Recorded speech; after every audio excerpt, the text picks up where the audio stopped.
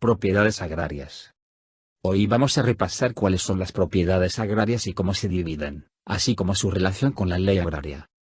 1. ¿Qué es la ley agraria? La ley agraria busca devolver a los pueblos los terrenos de que han sido despojados como un acto de elemental justicia y como la única forma efectiva de asegurar la paz y de promover el bienestar y mejoramiento de nuestras clases pobres. Los pueblos que necesitándolos, carezcan de ejidos, podrán obtener que se les dote del terreno suficiente para reconstituirlos conforme a las necesidades de su población, expropiándose por cuenta del gobierno nacional el terreno indispensable para ese efecto. 2. ¿Cuándo surge la ley agraria? El 6 de enero de 1915, Venustiano Carranza, desde Veracruz, emitió la ley agraria, con la cual buscaba dar respuesta a la principal demanda de la revolución, la restitución y la dotación de tierra a los pueblos y comunidades indígenas del país. 3. Artículo 27 Constitucional. El artículo 27 constitucional establece que, la propiedad de las tierras y aguas comprendidas dentro de los límites del territorio nacional, corresponde originariamente a la nación, la cual ha tenido y tiene el derecho de transmitir el dominio de ellas a los particulares, constituyendo la propiedad privada. 4. Cambios a la ley agraria. Las reformas a la ley agraria y la ampliación y modificación de los derechos agrarios, sí tuvieron como consecuencia una reasignación de la tierra, pero los cambios obedecieron a estrategias campesinas, en el sentido de asegurar el recurso fundamental para su subsistencia, ejidos y comuneros, y la de sus hijos, posesionarios. Estas estrategias fueron certificadas por el Procede. La modificación de los derechos de propiedad en 1992 y el programa de regularización de los derechos agrarios con Procede han tenido algunos efectos distintos a los objetivos. 5. ¿Cómo se integra la ley agraria?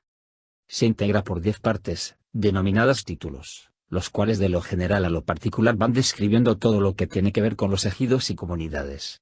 Cada título podría ser en sí mismo un tratado, sin embargo, hoy solo baste repasarlos someramente, esperando se despejen dudas en algunos interesados. 6. Tipos de propiedad agraria.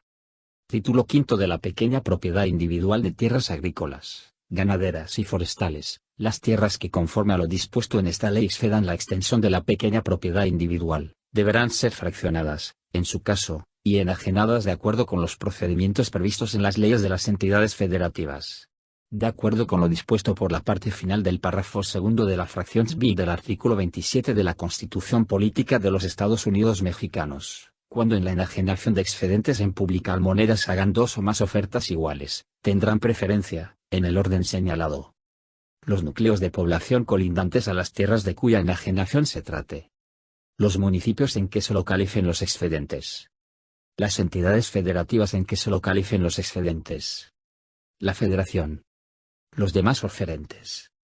Título VI de las sociedades propietarias de tierras agrícolas, ganaderas o forestales. Ningún individuo, ya sea directamente o a través de una sociedad, podrá detentar más acciones o partes sociales de serie T, ya sea de una o varias sociedades emisoras, que las que equivalgan a la extensión de la pequeña propiedad.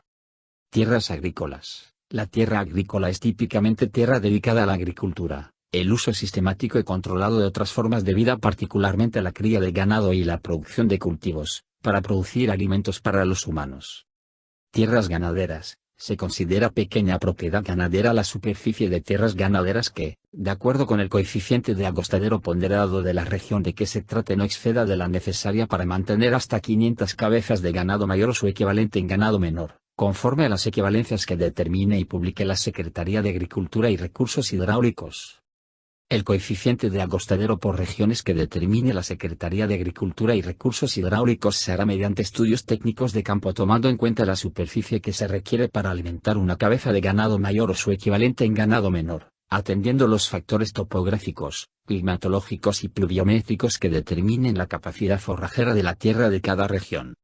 Tierras forestales. En este contexto del derecho mexicano, una definición de tierras forestales podría ser la siguiente: suelos utilizados para el manejo productivo de bosques o selvas,